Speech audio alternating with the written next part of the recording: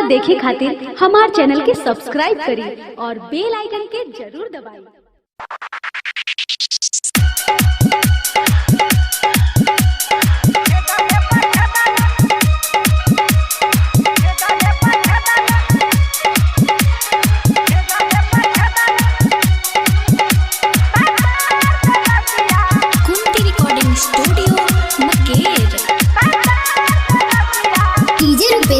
बसंतपुर चौक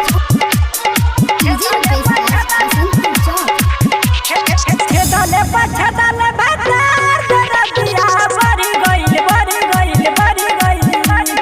छेदले पछदले भतार दरदिया बड़ी गइल छोट रहे बिलिया हमार भितरिया गरी गइल छेदले पछदले भतार दरदिया छोट रहे बिलिया हमार भितरिया गरी गइल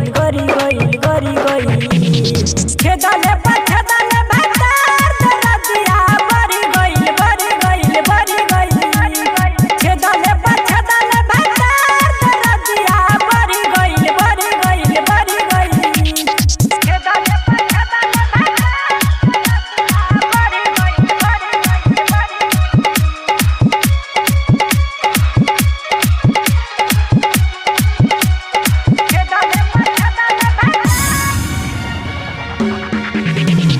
डीजे रुपेश राज बसंतपुर चौक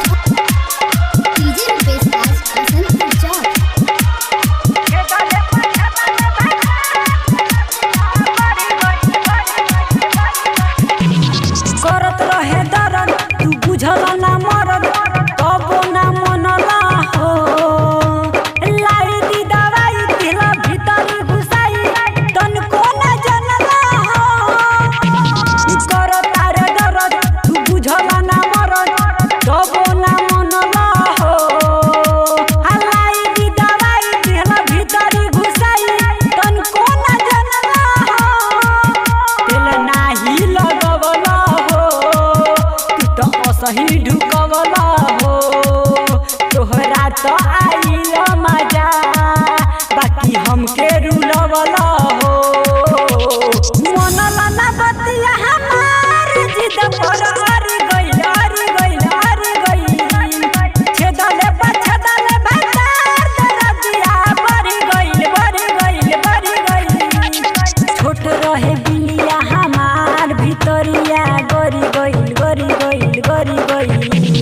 छेदले पछदले भतार दरदिया बड़ी गइल छेदले पछदले भतार दरदिया बड़ी गइल छेदले